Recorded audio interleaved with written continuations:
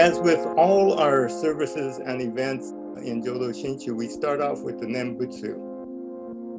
The big exciting thing about today would be whether I can do all these things to share. Okay, we'll see if we can share. So let's start with Nembutsu Gassho. Okay, please join me. Gassho, Namo Amida Butsu, Namo Amida Butsu, Namo Amida Butsu. Now, we have these words, and today what we'll be doing is sharing my interpretation on some of these things. And what I want to say is that some of it may not seem traditional, it may not seem orthodox, but it is authentic. And the reason it's authentic is that I've actually experienced these things. So whether you follow them or not is up to you. These are things that I have found useful for myself in our retreats and workshops that we've done. Others have said that they have been useful. Again, these are my own interpretations. And we'll start off, with this Nembutsu. We just said it. So my question is, how was that experience? What did that mean for you? We say it all the time, and we say that the Nembutsu, Namo Amida Butsu, is the core practice and essence of Jodo Shinshu. And yet it's been very difficult to get across the sense of what it might mean and what that experience might be. So what we've been doing is an approach that I think has been useful for newcomers, people who may not have a background in Jodo Shinshu or Japanese Buddhism. And so again, I think it is helpful. This theme we're using is this. We have this intention. The intention with the title is that the Buddha nature, and that we'll talk initially about who we are. And then what we're doing is using the method of modern psychology because people have studied, the human development. So we'll talk first about that. And then secondly, we'll talk about Buddha nature. And we're equating this right now with Amida Buddha, or the universe, or beyond the universe. We can also say truth. And then how we might experience human nature within Buddha nature. And that is the experience of Shin Buddhism. What I've been saying, and I think people realize that with words we can understand things, but words are only representing an experience. And of course, there's a difference between the word jump and what you might experience, and even the word fly. So what we're trying to do is provide suggestions on ways that we might put an experience to this. In other words, how do we practice Shin Buddhism? And what we're saying actually is, what is the sense of being alive? And the advantage of Shin Buddhism is that it's for ordinary people. And I think it's similar to what a monk may experience, after years of practice, meditation, and reading the sutras, doing all the things. But those of us who live ordinary lives have many pressures on us, and yet I think we can have a similar experience.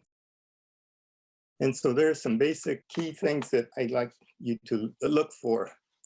And that is one, the experience of words. And what we have in Shin is a very optimistic way of looking at life. In Shoshinge, this is Shinnan's major work. We have in it, he says something like, the sun covers the clouds of despair, of hatred, ignorance, and greed. And then he says, under the clouds, there is brightness, not dark. And so although often we hear the terms, Buddhism is about suffering, life is suffering, it's more like there is suffering in life. But then again, beneath the clouds of despair, there's light. And what we're working on today is the fact that things are done in an incremental process. There are incremental steps that we all do in learning any skill. And the other thing I've been really talking a lot about is the fact that in Jodo Shinshu, which makes it a little difficult to get sometimes, is that it's a practice of receiving. We're used to achieving things to get some, but it is of receiving. And to keep that in mind, we use this little method of going and switching from please, wanting something I don't have, to thank you. And Shinran calls that a crosswise leap. And when he says crosswise, what he means is that it's a change of mind. And this is what Buddhism is about. Our reality is made up by how we see things. And so it's changing our minds when we see despair and we lead to the joy of life. And one basic key ingredient for Jodo Shinshu is the word gratitude. And gratitude helps us wake up to the wholeness of life, of being alive. So we'll start off first with nature. We talk a lot about ourselves. Dogen in Zen talks about knowing the self. He also says about forgetting the self. And we hear a lot about ego and that we're trying to control the ego, suppress the ego, all these things. And so we're going to look first about human nature. How do we develop as humans? And we have modern psychology where people have studied for years the human mind, behavior, and come up with different ways of understanding this. And so we're going to look at that.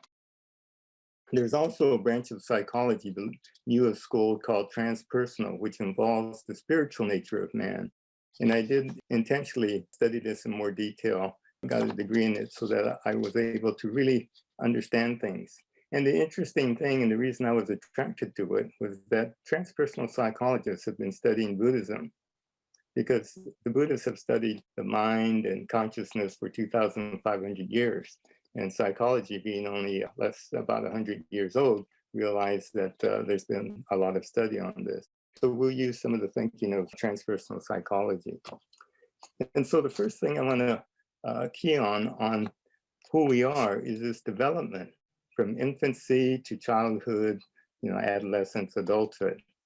In all of this, there's a process that we take, about 20 years to develop the self. And what do we do in that time? We build up our ego. All we're doing is building up this ego. And so as we do this, think about your own life. Didn't it take a long time to be where you are, and we're still trying to put our act together? And so things do work in an incremental way. And as such, I want to describe something that children learn things. And I have a 1-year-old grandson, Jake, and I have this little video that might show us. And of course, he's a genius. This will show us some things about his behavior. What's on your head? Here, take that off. Put that back on.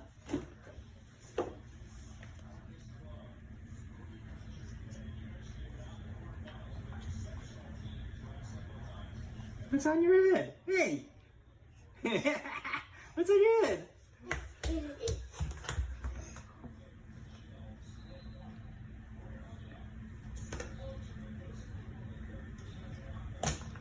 Oh. He's learning how to put on his hat.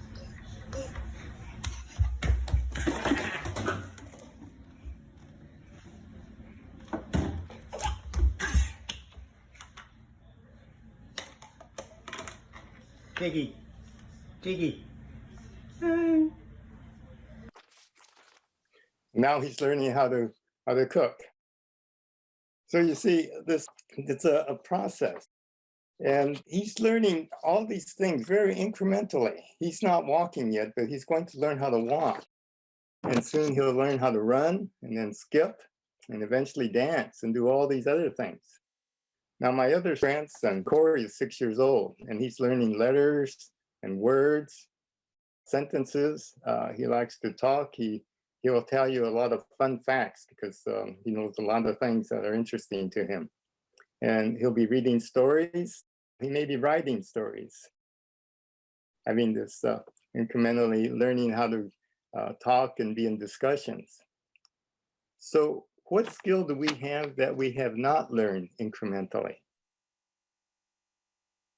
Just about everything. So what about the Nembutsu? What incremental steps have we had to learn and experience what the Nembutsu is about? Now, as children, we actually learn to, understand and believe things, then we drop them, and then we get on to the next bigger thing. And we do this, very easily. And up to the age of about 10 or 12, everything is very literal. We can do anything. You see on the left, there's space cadets. You know, when I was a kid, all we could imagine was that you could be in a spaceship and, you know, go off into space. And then, however, right now, it's a reality. We do this almost routinely. And then for girls, everyone could be a princess. And these days, that's true. Anyone can be a princess. And that's especially true if your last name is Hilton or Kardashian. But anyway, these images we had as children, we dropped. As we got older, we realized that, you know, it didn't fit us, and we adopted new things. And so we changed from elementary school. We dropped some ideas as we went to junior high school. And as we grew, we dropped those ideas and accepted things in high school. And so for 20 years, we've been working on building ourselves, you know, being stable, self-reliant, building a strong ego. And so we want to be competent. And yet some of the language in Jodo Shinshu is about what? Letting go of the ego, you know, that we have to really control things.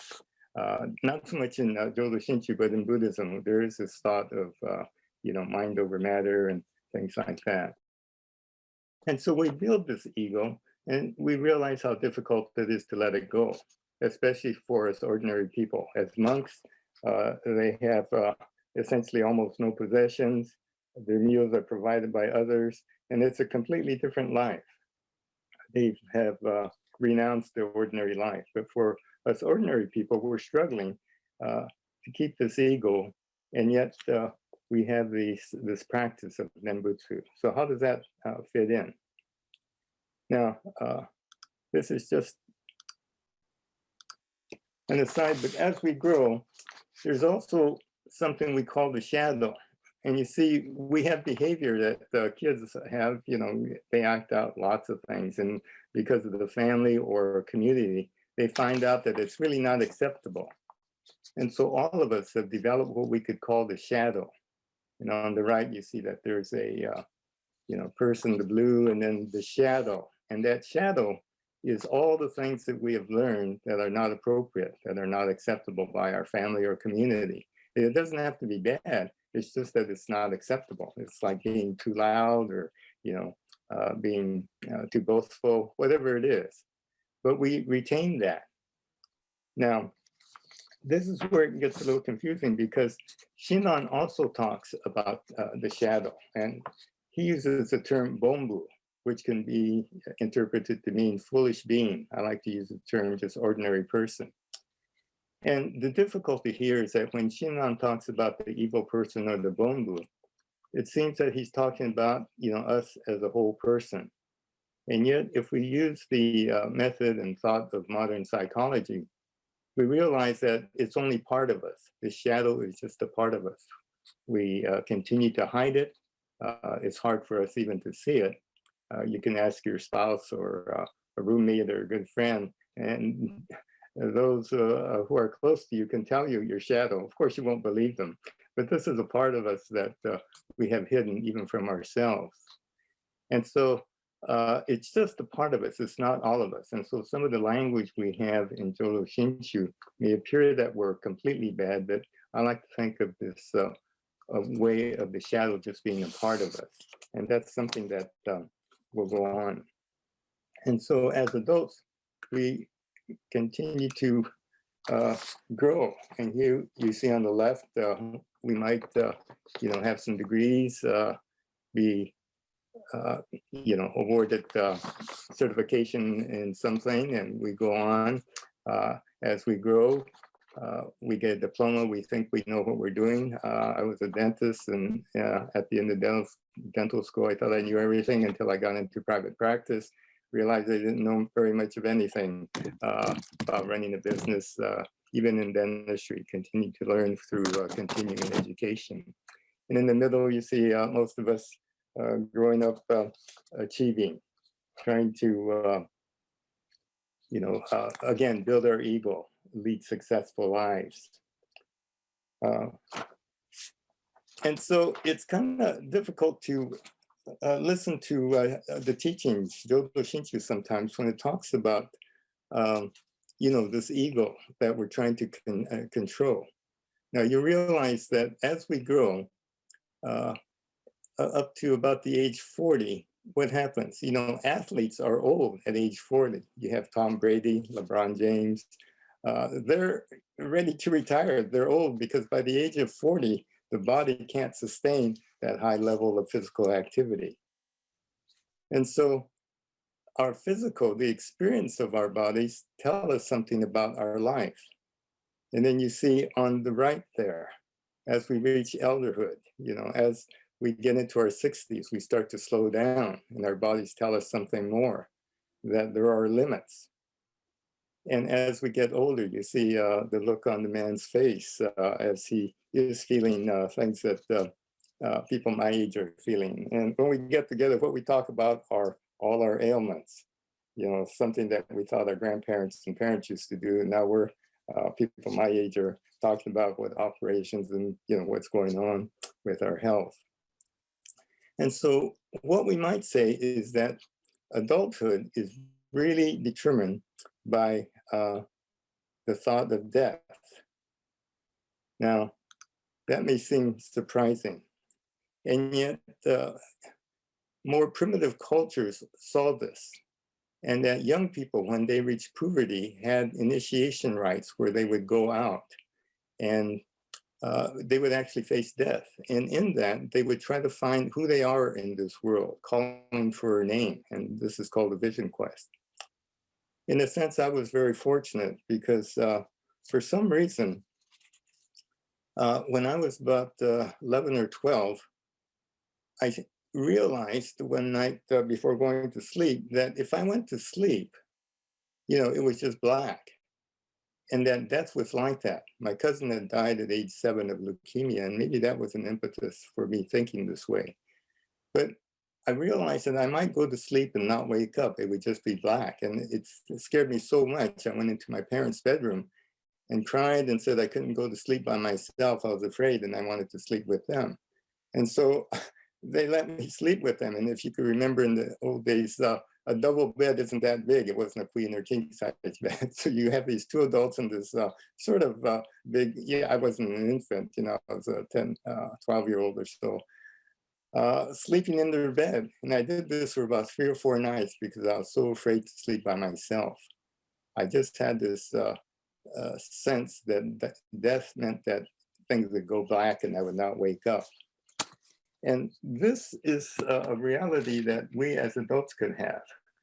And this is what the initiation process is about. Later, as an adult, I sought out these things called vision quests, where, again, like primitive people, you go out into the wilderness and you use that as a reflection of what's going on inside. But we don't have that kind of initiation process in this modern world, perhaps except for the military life, where our young men and women do face death on a constant basis. And so it is this awareness of death that calls out that, as we went from junior high to high school, it seemed to be easy enough to drop one way of thinking and adopt another. But when you have death, it becomes an existential crisis when everything ends. Everything you've been building for 20 years might be gone. And so this really calls out for something. And what we're looking for actually is religion, something about spirituality. I think this experience I had when I was young led me in my, in my about 30s, in the 1970s or so, to seek out teachers. And fortunately, I was in the Bay Area, where lots of things were going on in the human potential movement. I was able to connect with a teacher, Dr. Kostenbaum, whose first book was called The Vitality of Death. And so I think from that point, I selected teachers, and if they weren't talking about death, they weren't really worth listening to. Later on, and even now, I'm connected with Bill Plotkin, who runs this institute called the Animas Valley Institute, and we'll have his website posted later. But what his activity is about is going down into the depth of the shadow, a descent into the underworld. And again, finding out who your shadow is. And not everything he does has to do with backpacking or camping. You can take some of his courses, and they're done at lodges, usually in natural areas. But these are some of the things that I was able to get involved with. Now, that isn't morbid so much. It's about real life. And this, search for the evil self is really to find out more about the self. Now, Don Lopez Jr. is a well-known Buddhist scholar. And in a recent article in Tricycle, he says that Buddhism has in many ways been more concerned with the future than the present. We always hear that Buddhism is about the now. But what he says is that it has been more concerned with the future than the present, more about the next world than this one. Now we know that Honen, in Honen's time, he was talking about the Pure Land in terms of the afterlife. And when a person was dying, they might gather around the deathbed with strings tied to a Nobutsudan, chanting the Nembutsu. And even in Shinnan's time, Shinnan shifts things because he said that this Pure Land is not only something we're concerned with afterlife, but it can be a present life event. But in this period, even up to about 100 years ago, death was a close companion of Renyo. He writes his letter on white ashes. He had lost several children and several wives in childbirth. And so death was, in a sense, common. And so all the things that we read are in this context. And the context is about what we do when we're faced with death, and much of it had to do with the afterlife. Now, fortunately for us, Shinran did talk about the present life, and that's what we'll talk a little about right now. And so in the 21st century, we don't seem to be that concerned with death, because modern medicine, safety laws with cars, and a lot of our furniture and things, infant and children safety, death has been really taken care of in a sense. We have insurance and so forth, except for this last year and a half, where COVID really has presented death as a common companion. And you can see by the way people have been acting, they're unconcerned. There are a large percentage of people who are not vaccinated, do not wear masks, don't think that death is a reality, because on TV or however it's shown in our culture, it doesn't seem to be a big deal. You can watch the next episode next week and everything's fine. And so it gets confusing because, again, Buddhism in popular culture is shown in a certain way. And the way it's shown is what? It's that with Buddhism, you can feel good.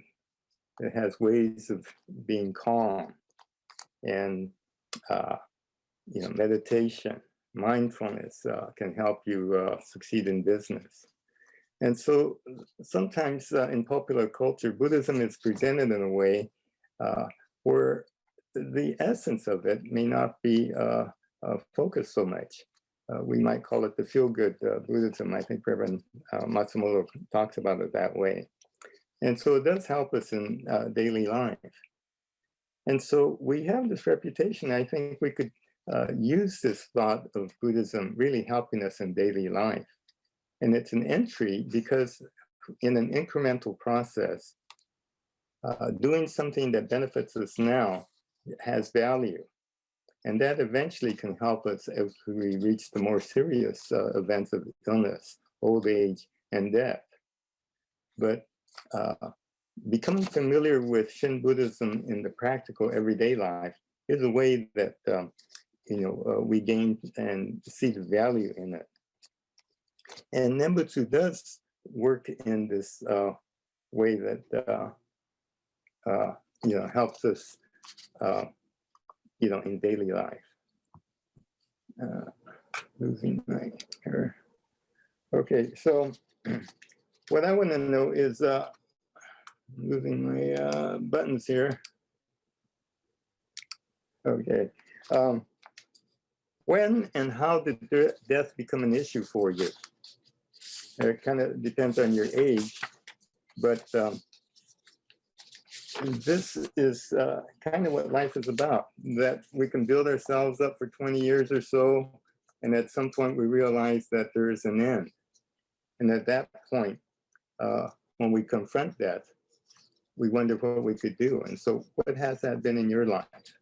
And this is when spirituality, religion, the things that Shinran, Renyo, and all the sutras talk about come into play. So this brings us to the next thing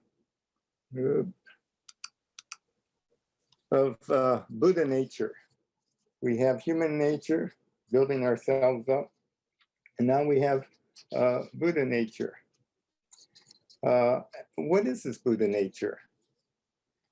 Now, technically, the term Buddha nature is equated with words like thusness, suchness, emptiness. What do those words mean? Do we have an idea? You know, the Buddha realized that these things were inconceivable. It's formless, tasteless, timeless, and it's a reality that it's hard to really, get a handle on. And so the Buddha, with his wisdom, realized that this emptiness was what everything is about, and yet it's hard to comprehend. So what he did was he provided a form to represent this emptiness. And the form is in the name, it's written or voiced, it represents emptiness, the Dharma, Buddha nature, it represents truth. And of course, those words are Namo Amida Butsu. And they could be represented by a human figure that you see on the left with the hand as you are, the open robe with his heart exposed. The statue is leaning forward. The action is coming toward us. On the right side, without a human figure, we see, Namo Amida Butsu, the written Chinese characters, or a painting of the Buddha. Now, in Western thought, when we see a figure like this and we hear the terms, especially when people put their palms together in gashi and bow in front of this, it seems like a deity. It seems like a theistic religion. And we're surrounded with Christian thought, and so this is natural that Buddha nature has this sense of a human figure. And in Japanese, we use the term oyasama, honorable parent.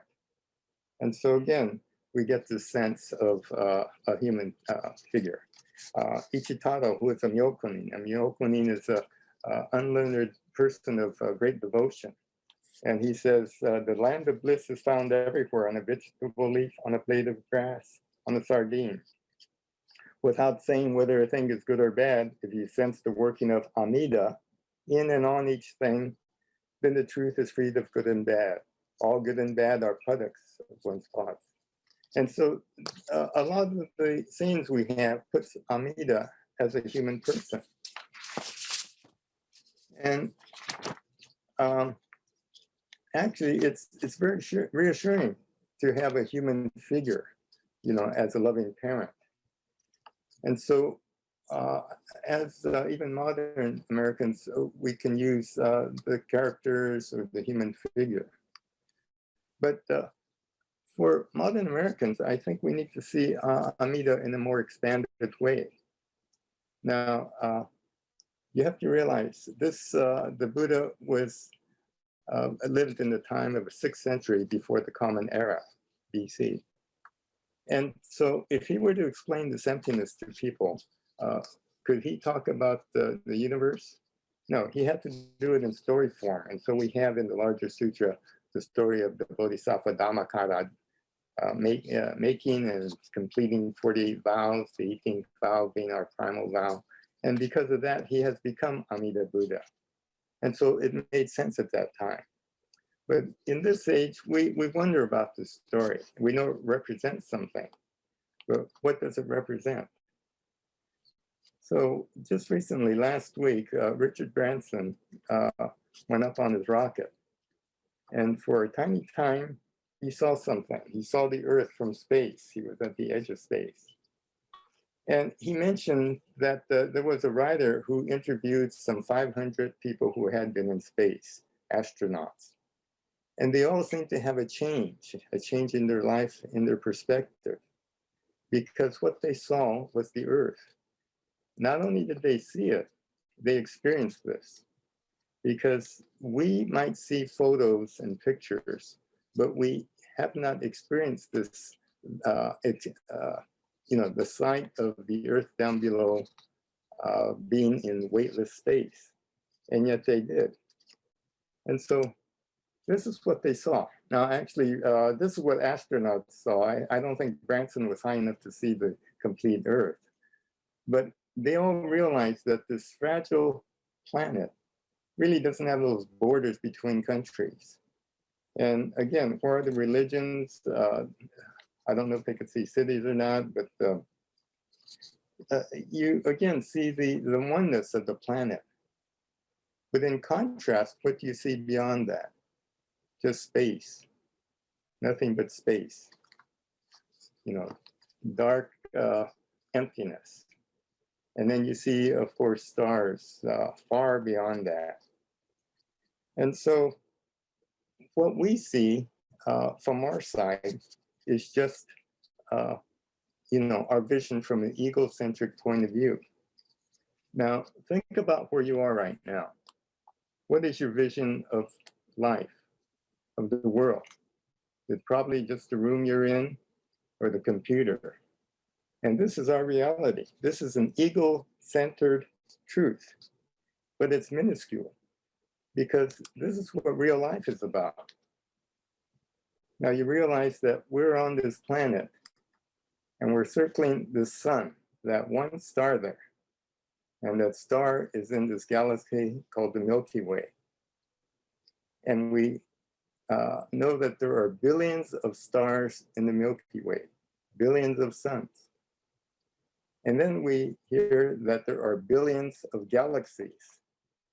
Now, I can't really comprehend that. It's incomprehensible. And also that this universe is expanding. My question is, what does it expand into? And I think that's the answer is emptiness. That this is what the Buddha knew intuitively. He did this without a Hubble telescope.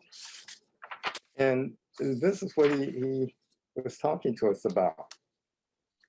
And so when we talk about the Buddha or Buddha nature, what we're talking about wholeness. This is our reality. It's not the secure room we're in, but it's just in this space. And so when we define Buddha nature, as Dhammakata, it's really kind of beyond the universe, beyond comprehension. And we could say it's true reality. And we can also say it's the whole.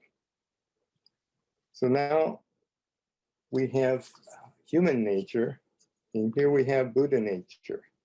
So how do we fit human nature into Buddha nature? And this is how we do it. Namo Amida Butsu. We place the self, Namo, into the Amida, light and life. Butsu, Buddha means awaken. So by saying Namo Amida Butsu, we're putting and admitting and being grateful for ourself, being in the whole, the me in the we. And so this helps us in our ordinary life, and it leads us in the spiritual life.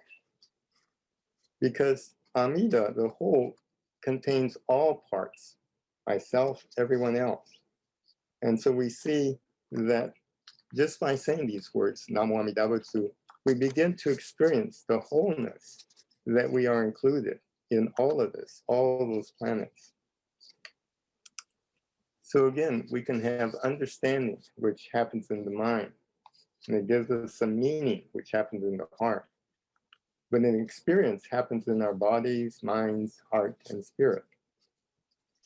And so we begin to appreciate this experience. Now, without experience, it's just a thought. And I might ask you, how did it feel when you won that that marathon.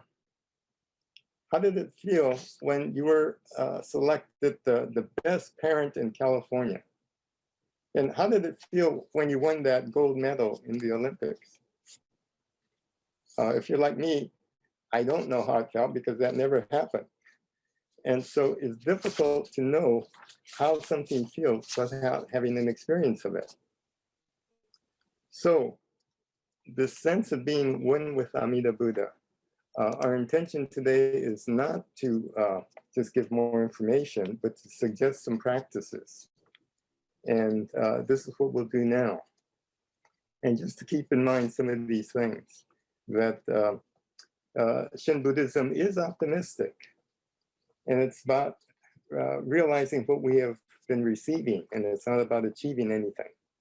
And we get to this understanding by shifting from please to thank you.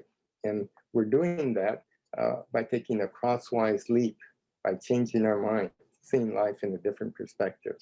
So I'm going to go through some things that I've gone through in some of the other videos we've done. One, the Man's Search for Meaning, and another one I did last fall, Nembutsu Journey, that kind of gives some detail on the, why these things are important to us. And so, first of all, we want to change our minds and, okay, change our mind, yeah, okay. And we see that the ego, can the ego really achieve spiritual oneness, or does it receive the oneness of the universe? And again, it shifts our view from please to thank you. And one of the ways I suggest doing that, and again, this is a practice, every day, find benefits, just simple, ordinary benefits to say thank you. Like when you put on the light switch, turn on the faucet, flush the toilet, drive your car. And realize that many of these things were not available even 100 years ago. And when we come to a stoplight, instead of feeling bad that you didn't make the light and it's going to waste a minute or so, just think that there are probably accidents here, and that by having the red light and stopping, you're letting the other cross traffic go. And so it's the me within the we.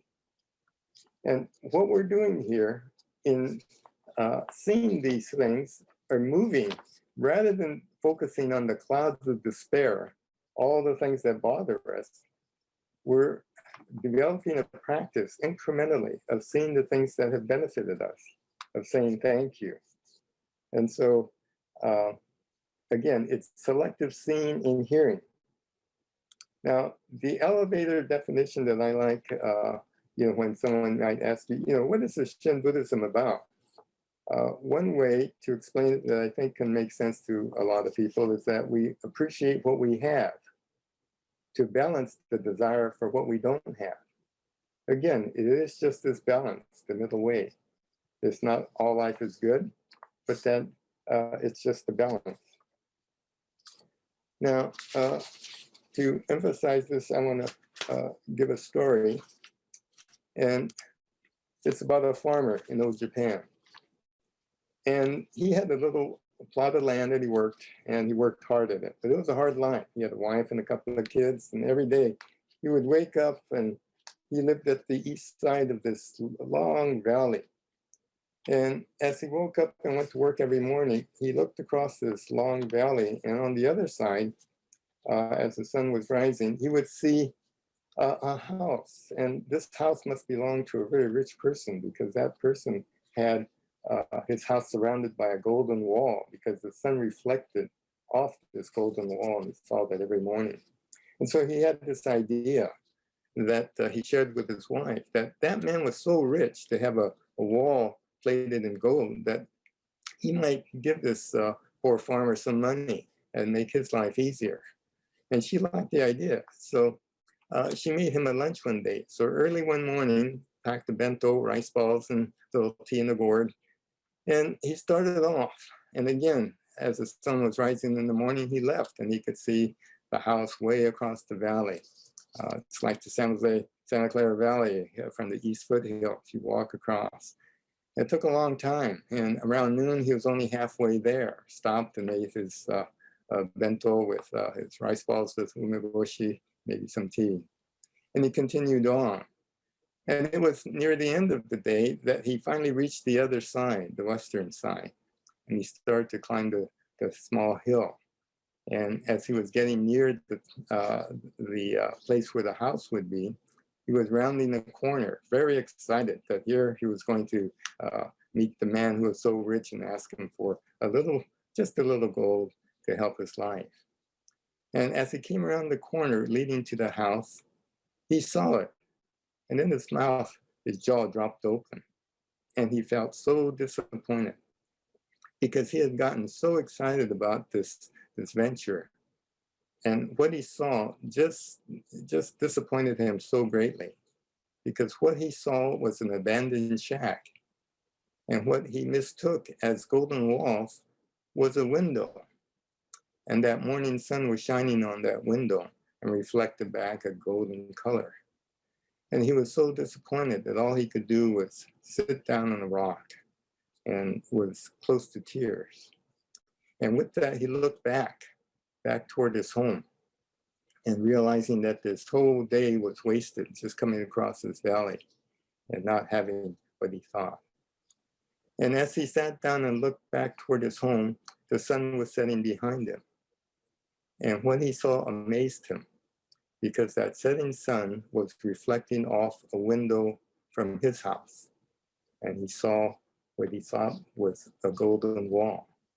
And that's when he realized that although he didn't have much materially, he had a wife and a couple of kids, he had a little plot of land, he had to work hard, but he appreciated what he had.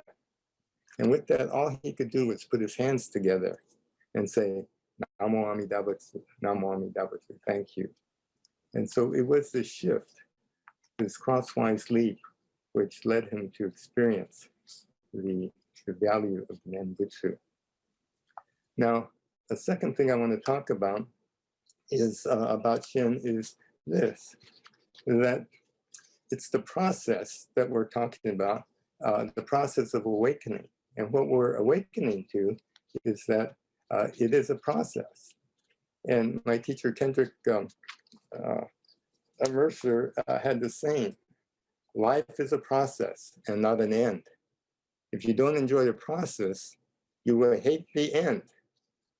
Because we realize that the end is what? Death. And so what we're realizing is that these little steps, building our ego, will have an ending just in death. And so it is about the process that is so important. And that these little steps of that we take as children, it takes time. But instead of focusing on the end, it is on this process. Now we have the story that the Buddha talked about of two brothers, Mahapantaka and Kulapantaka. And the older brother, Mahapantaka, was very intelligent, very smart, a good monk, and was able to read sutras and understand them, and was very good at that. But his brother, Kulapantaka, was a little dim-witted, a little slow intellectually. And the Buddha really felt compassion toward him. And so he asked Kulapantaka to do something to help clean the yard. And he gave him a broom. And he said, every day, please sweep the temple grounds. And as you do this, just say these words: wipe away the dirt, sweep away the dust. And so he did that. Kulapantaka swept the temple grounds clean, wipe away the dirt, sweep away the dust. And he continued to do this, not reading the sutras or learning all these things, but as he very slowly, incrementally, one day as he was sweeping, he awoke to truth,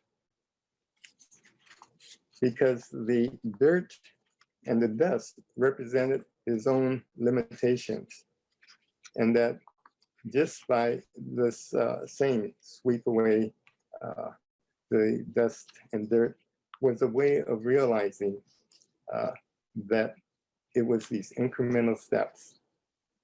And it's these little awakenings. And I like to say that Shinjin is not the, it could be this big awakening, but it is developed by having all these little awakenings, what we might say little enlightenments, little awakenings.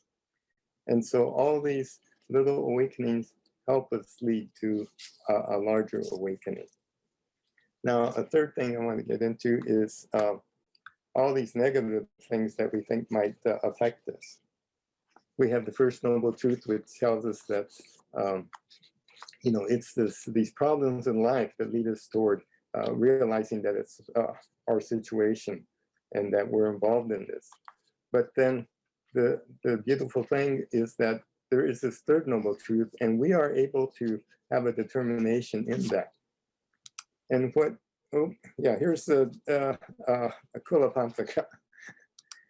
Now, Reverend Dr. Mark Uno says this, in Shin Buddhism, we greatly value our blind passions as the very source of our wisdom and compassion.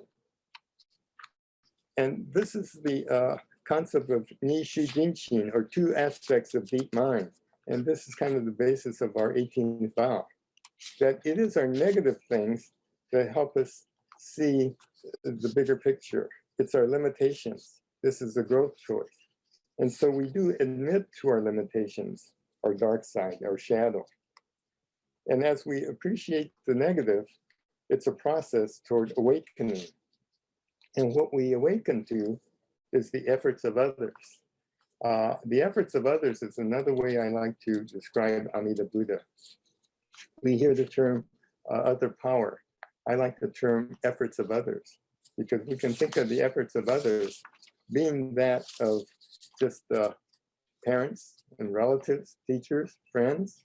Efforts of others, Amida could be workers, historical events, even institutions that were developed to help us be educated.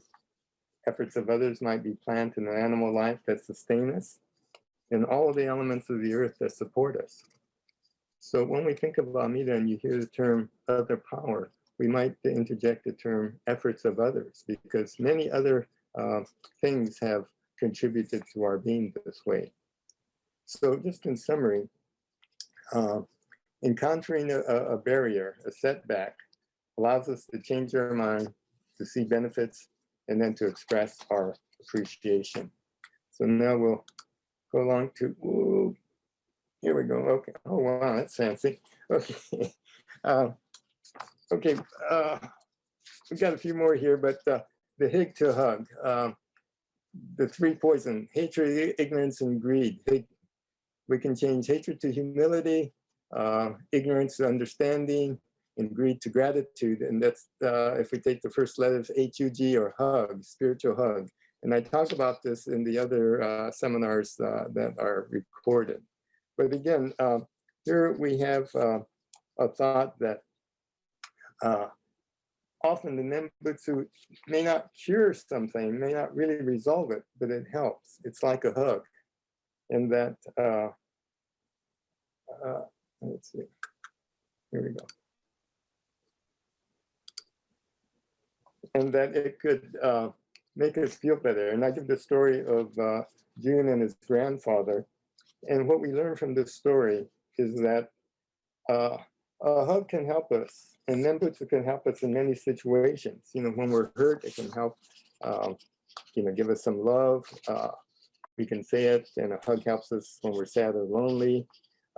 Even when we feel good and we want to celebrate. When we're anxious and we want to feel calm. And we want to appreciate the past. When we feel grateful for being alive. So again, if we think of Nembutsu as being a hug. And what it really does is it expresses all emotion. It expresses life. Now, the Gasho. This is something that we do all the time. And what we can think of this is that it helps us in all our situations. We have a lot of problems, and we symbolize that with our left hand. The right hand kind of represents Amida, but together it represents wholeness. And now we have a exercise, and I'll see if this can help us. So we have a little bit more to go, but we'll stop here and let's see. Okay, just putting the two hands together, and we can think about, whether we're in at any time, it represents, having conflicts and resolving them. But of course, we know about meditation, getting in a Zen posture, but in Jodo Shinshu, we have this Gassho posture, and it can help us really at any time. Just think of it, the two hands, the palms being together as representing the whole, and holding it close to our chest means that it's close to our heart. And just think of this and do this, and we'll just do this a couple of times. Breathe in, hold and appreciate, let go and relax. Now I'm going to get back.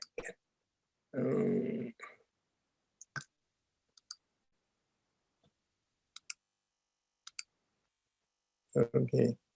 Breathe in, hold and appreciate. Exhale, let go and relax. Breathe in, hold and appreciate. Exhale, let go and relax. Breathe in, hold and appreciate. Exhale, let go and relax. Now you realize that we do this all the time very naturally, but we can do this as an exercise whenever we feel stressed. You don't have to get into a cross-legged position or anything. But I think we'll find that this helps us. And again, it brings the experience. And with this, we include the Nembutsu, Namo Amida Butsu, Namo Amida Butsu, Namo Amida Butsu. So that's something. So I just want to review the things we went through, and we'll kind of finish this up here. Okay, so some of these suggestions was that me is part of we shift from please to thank you. Life is a process, incremental growth. Our negative events lead to our positive awakenings. Individual personal failures open us up to the efforts of others.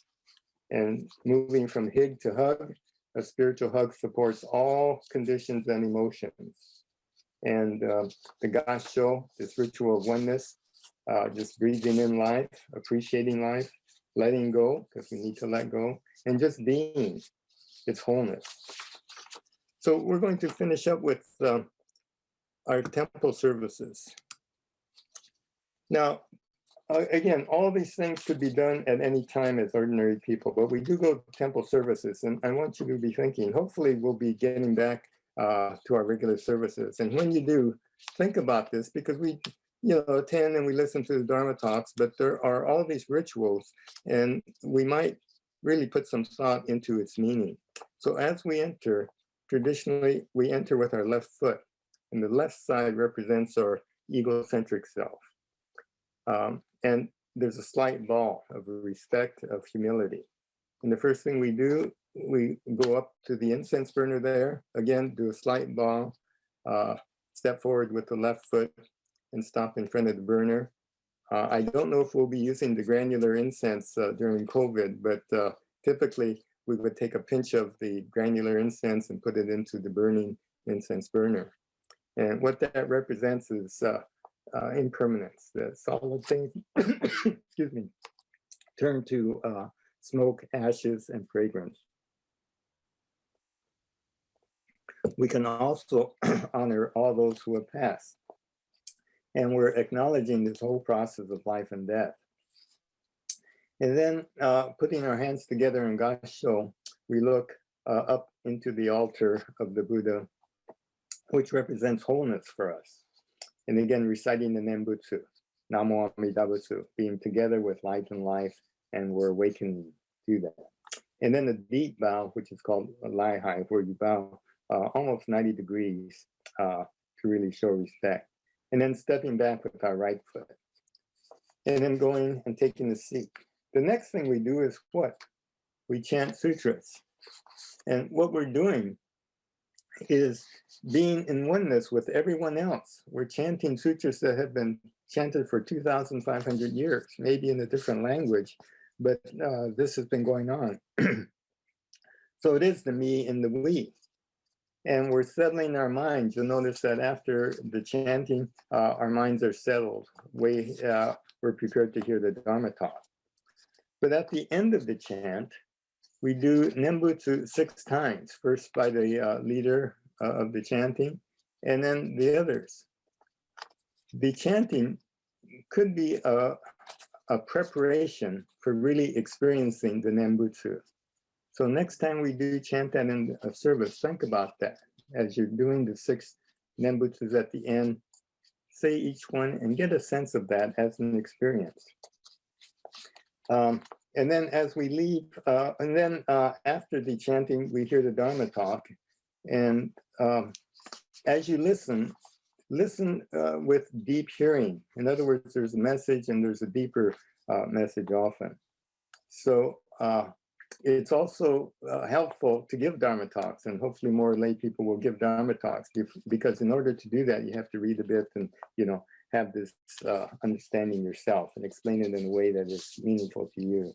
And then as we exit the altar area, the onaijin, we turn back toward the altar and give a slight bow. And then we exit with our right foot. Again, just representing the thought that we have gained a little more wisdom. And again, these are just exercises that remind us of things. Don't get tripped up, going left and right, but it's just this thought of entering with our ego-centered self and leaving with a more, Buddha nature view of life. So let me.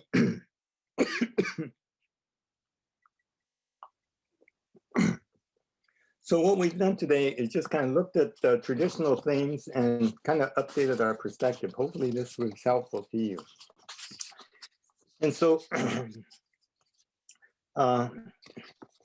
what we're looking at is the spiritual aspect of life, human nature within Buddha nature, and how we might connect the two. Each time we say Namo Amida Butsu, we acknowledge that we're connected to this infinite life, and whether that has an impression on us and whether it changes our minds on some things. We might be concerned that we're alone, things aren't working well for us. And yet what we realize is that we're part of everything. We're part of the now, and we're part of the past, part of the future. Reverend Dr. Taitatsu Uno, noted scholar in Shin Buddhism, says this: the fundamental purpose of the name Namo Amida Butsu is awakening to the incomparable worth of this unrepeatable life, this limited, finite life that is inseparable from boundless, infinite life. Namo Amida Butsu. What he's saying is that our individual lives here, our finite life, is connected to boundless, infinite life. And Namo Amida Butsu is that connection. So I'd like that to settle in, just to think about that. Now, most of us have lost someone we love. And this is a picture of the Buddha between the sala trees in his passing. And we realize the limitations of human life. And so one, from our egocentric view, loss is final. It's black, like I thought when I was 12 years old. But the other aspect is the view from Amida Buddha, and that all life is spiritual. Again, this is where we are, wholeness. And so Namo Amida Butsu is that connection. And what we're really saying is that our biological birth, that is kind of the miracle, that we made it, in this whole universe, in this whole emptiness. We made it, and we made it in this period of time when we have so many conveniences. And a lot of us have made it to great places like San Diego or wherever we are. So again, the initial steps we have is just to wake up to appreciate life, human nature within Buddha nature, Namo Amida Butsu, and it's waking up to really appreciate life. And hopefully we know what thank you means. It doesn't have to be explained. It's used in all cultures. And Namo Amida Butsu could be a means of really waking up to appreciate life and being life itself, because it becomes the natural breath of oneness. So at the end of life, as I said, these are incremental steps. And it does, Nembutsu does have depth, and it holds us in refuge. I've been doing a lot of talking. So with all this, we may wonder whether there's benefits, and I've talked about the practical benefits, but we may not really know until a very sad time for us. And that would be at the end of life, if we're aware that that may happen to us. So at the very end, will we be saying, please, one more month, one more week, one more day? Or will we be able to say, thank you? Thank you for this last month. Thank you for this last week. And thank you for this last day. And thank you for life.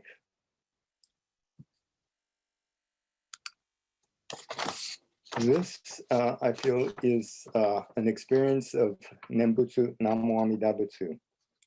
And with that, please join me in expressing our deep appreciation for waking up to this wondrous life that we enjoy.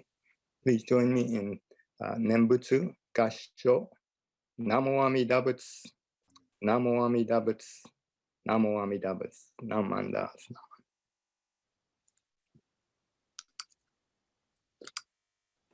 So we go off into the life itself. Okay.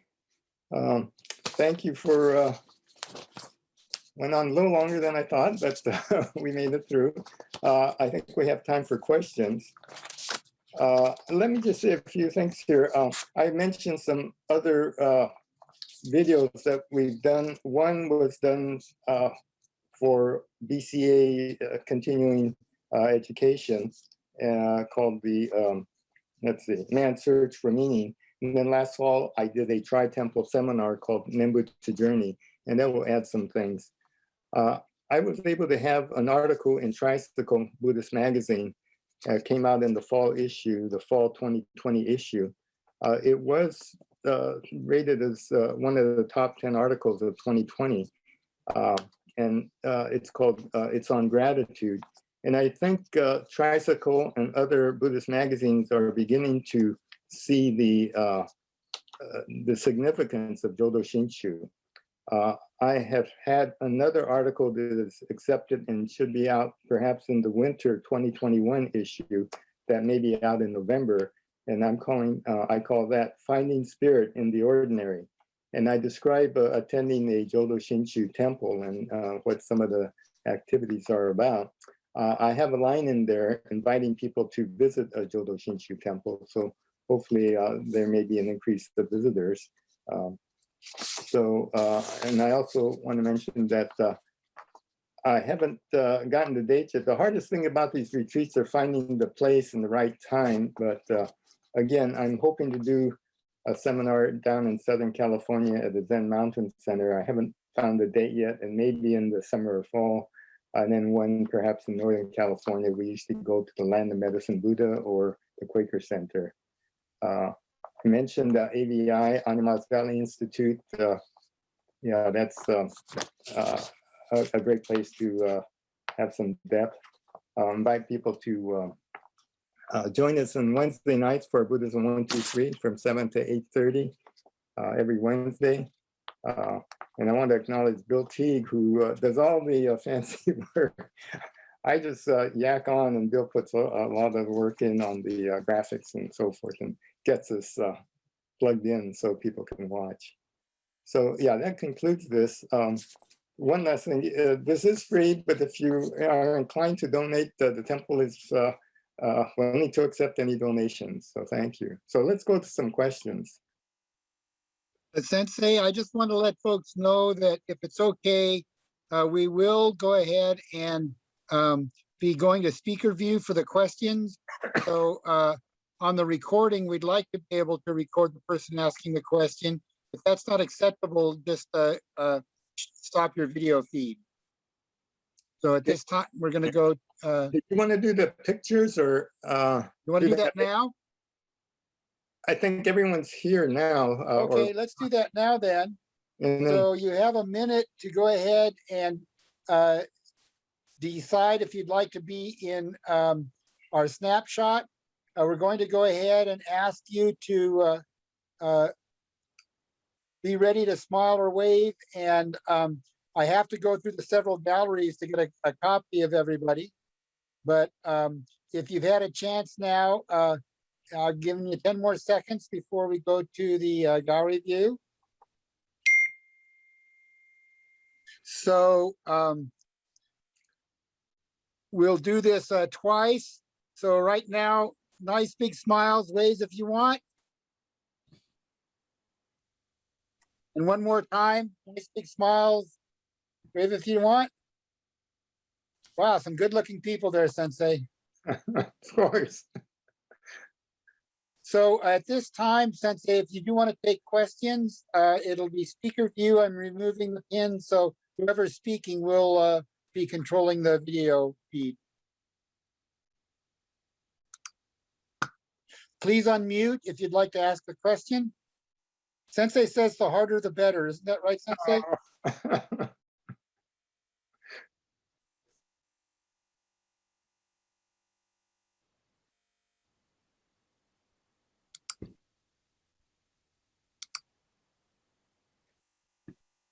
Great.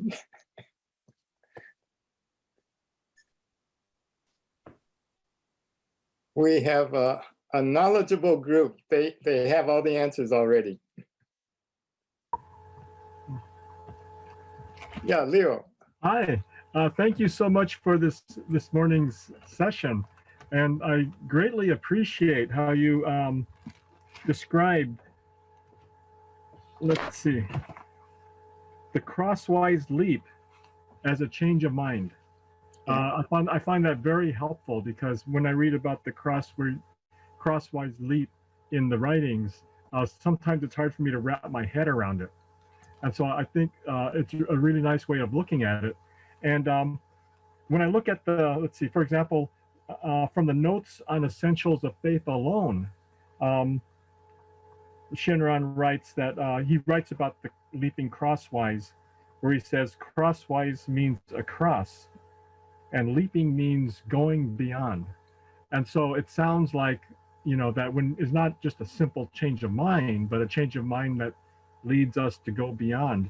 And so I was just wondering what your thoughts are on that. Right. Again, I use the crosswise leap. I use this thing that, you know, if you can't see my face, if you go sideways, if you go crosswise, you can have a different perspective and see something we didn't see before. And so on the practical level, it works that way. Shinan also says it's a transcendent, which means it goes beyond. Yeah, so on that spiritual level, what he's talking about is not just changing your mind, but yeah, perhaps changing your heart. It's a transcendent thing that he's alluding to. And he uses that very often, you know, various places. But again, I'm using words that he may have used on a spiritual plane, a very deep, you know, philosophical plane.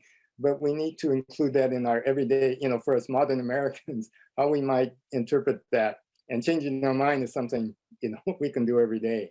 But that will lead to perhaps that time when, if we get a diagnosis that isn't great, it will help us with this transcendent mind shift.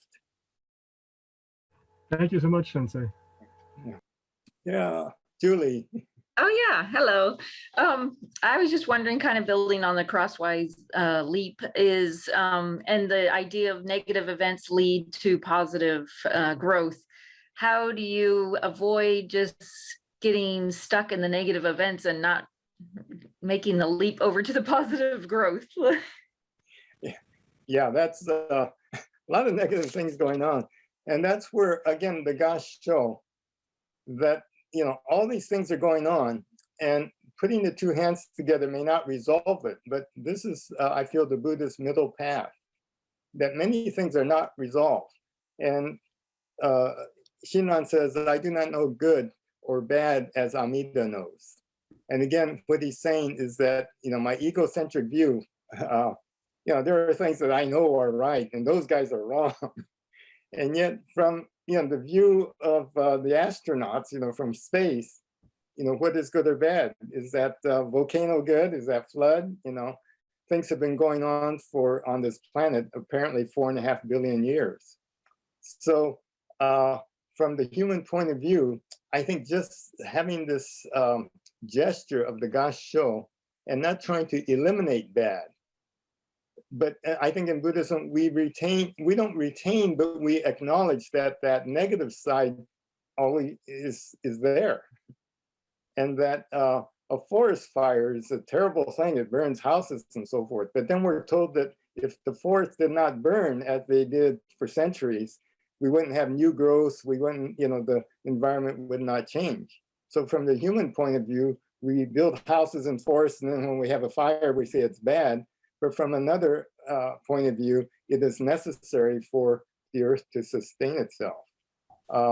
And so again, the Gassho is just, this is where, again, the hug, I think, is an important kind of reminder that it may not solve it, but it helps cushion our reality. And so the suffering is endured.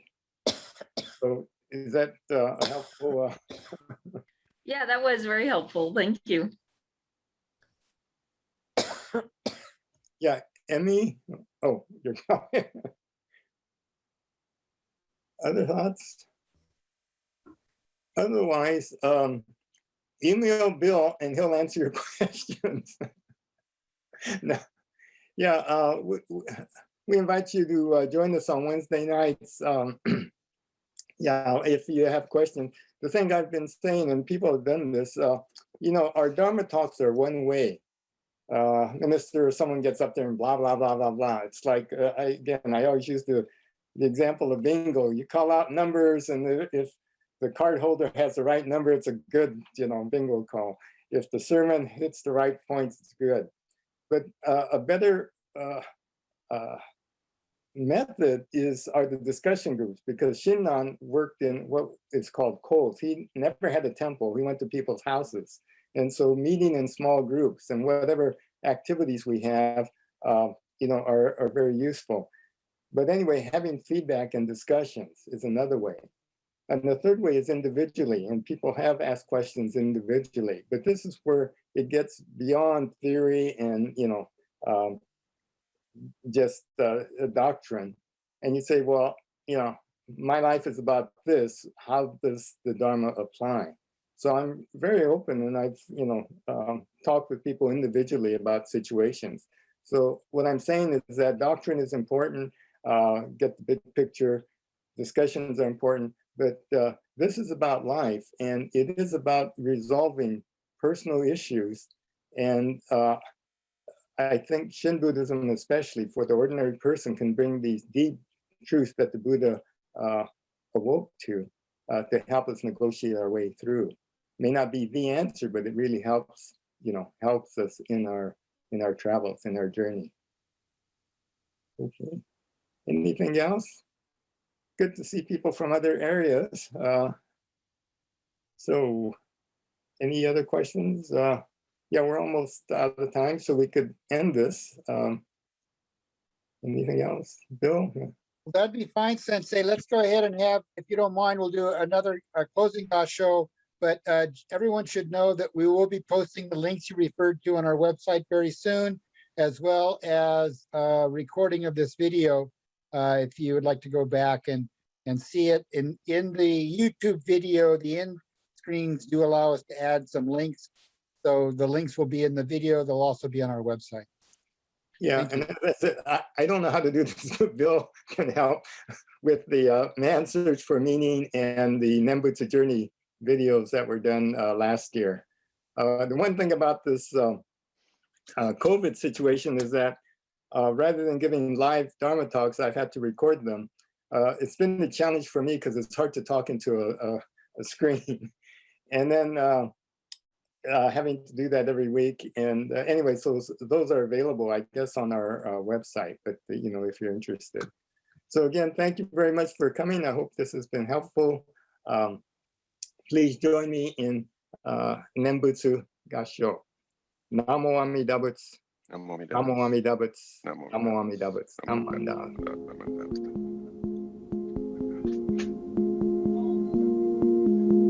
Yeah. Thank you, Sensei. That Thank you, was Sensei. great. Thanks, Thank you, everybody. Sensei. Thank you. Sensei.